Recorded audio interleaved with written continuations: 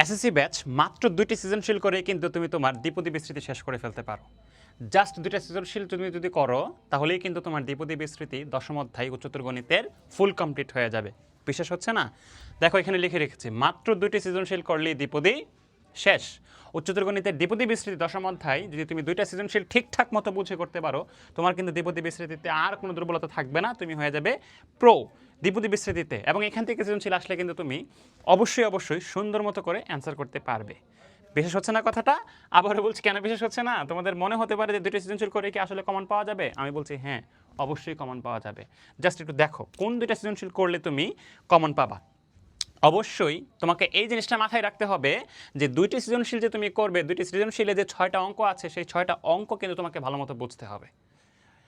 2টা সৃজনশীলে যে 6টা অঙ্ক আছে এই 6টা অঙ্ক এর মানে এই না যে 6টা অঙ্ক তুমি মুখস্থ করে ফেলবে, পরীক্ষায় হুবহু কমন চলে আসবে এবং তুমি লিখে ফেলবে, তোমার দ্বিপদী শেষ। ব্যাপারটা কিন্তু এটা না।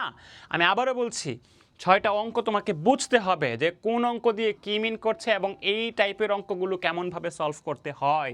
এখানে 6টা অঙ্ক মানে হচ্ছে 6টা টাইপের সমস্যা সমাধান করা।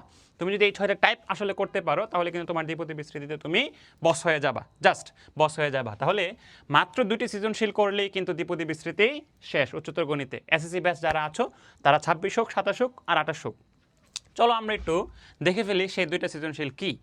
যেমন দেখো এখানে আছে a = 1 - x/5 হোল পাওয়ার 6, আর এটা হচ্ছে b = 1 + x/5 হোল পাওয়ার 7। এ কে প্যাসকেলের ত্রিভুজ সূত্রের সাহায্যে আমি তোমাদেরকে একটু দেখিয়ে দিচ্ছি। প্যাসকেলের ত্রিভুজ সূত্রের সাহায্যে 4 পদ পর্যন্ত বিস্তৃত করো। এই যে দেখো প্যাসকেলের ত্রিভুজ, এই যে প্যাসকেলের ত্রিভুজের সাহায্যে। তাহলে প্যাসকেলের ত্রিভুজ সূত্রের ব্যবহার, আমাদের ফার্স্ট স্টেপটা তাহলে কি হয়ে গেল? 1 নম্বর জিনিস, এই যে দেখো আমাদের ফার্স্ট স্টেপটা হয়ে গেল প্যাসকেলের ত্রিভুজ। আমরা লিখতে পারবো প্যাসকেলের ত্রিভুজ। দেখো কি লিখছি? প্যাসকেলের ত্রিভুজ সূত্রের ব্যবহার, ত্রিভুজ সূত্র, এটা হচ্ছে আমাদের ফার্স্ট টাইপ।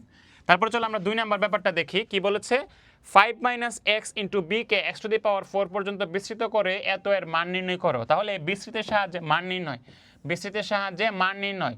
তাহলে সিম্পলি যদি বলি আমরা বিস্তৃতের সাহায্যে মান নির্ণয় লিখি শুধু, হ্যাঁ আমরা যা সিম্পলি এখানে লিখে ফেলবো বিস্তৃতের সাহায্যে মান নির্ণয়। তাহলে দেখো আমাদের সেকেন্ড টাইপ হয়ে গেছে মান নির্ণয়। আমরা লিখবো মান নির্ণয়, তাই না ভাইয়া? কি লিখবো ভাইয়া? মান নির্ণয় লিখবো। এই যে মান নির্ণয় আমাদের সেকেন্ড টাইপ। আমাদের থার্ড টাইপটা দেখো এখানে কি বলা হয়েছে, এ বি কে দ্বিপদীর সাহায্যে দ্বিপদী উপপাদ্য অনুযায়ী বিস্তৃত করে x⁴ এর সহগ নির্ণয় করো। অর্থাৎ কোনো পদের চলকের সহগ নির্ণয় করা। তাহলে আমাদের থার্ড টাইপটা কি? সহগ নির্ণয়, সহগ নির্ণয়। ঠিক আছে, থার্ড টাইপটা কি হয়ে গেল? সহগ নির্ণয় হয়ে গেল। আমি একটু তোমাদেরকে মার্ক করে দিচ্ছি, এটা হচ্ছে যে সহগ নির্ণয় হচ্ছে আমাদের থার্ড টাইপ। তাহলে একটা সৃজনশীলে তুমি 3টা অঙ্ক যদি করো, অ্যাকচুয়ালি তুমি কিন্তু 3টা টাইপ তুমি কভার করে ফেলতে পারছো, 3টা টাইপ কভার করে ফেলতে পারছো। জাস্ট একটা সৃজনশীল করলেই 3টা টাইপ তোমার শেষ।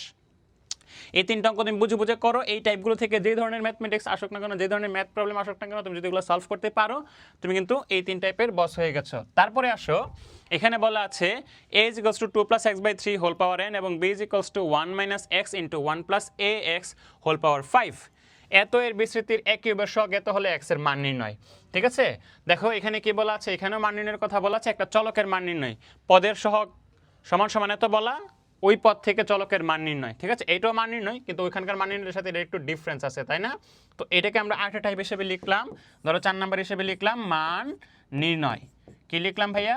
মান নির্ণয় লিখলাম। তারপরে চলো 5 নাম্বার হিসেবে আমরা কি দেখতে পাচ্ছি, এ এর বিস্তৃতিতে পঞ্চম পদের সহগ ষষ্ঠ পদের সহগের 5 গুণ হলে n এর মান নির্ণয়। অর্থাৎ এই পাওয়ার, এই যে পাওয়ার আছে n, এটার মান নির্ণয় করতে হবে শর্ত সাপেক্ষে। পঞ্চম পদের সহগ ষষ্ঠ পদের সহগের 5 গুণ হলে n এর মান নির্ণয়।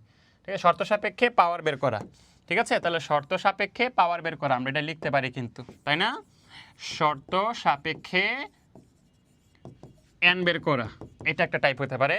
দেন 6 নাম্বারটা দেখো, যদি b = এত হয়, অর্থাৎ দুইটা বহুপদী যদি সমান হয়, b মানে কি? b মানে হচ্ছে যেটাকে তুমি যদি বিস্তৃত করো একটা বহুপদী পাবা, এটাকে তো অলরেডি একটা বহুপদী দেওয়া আছে। দুইটা বহুপদী পরস্পর যদি সমান হয় তাহলে দ্বিতীয় অধ্যায়ের যে সমতা সূত্র আছে সেই সমতা সূত্র থেকে কিভাবে এই চলকগুলোর মান নির্ণয় করতে হয়, এটা হচ্ছে আরেকটা টাইপ।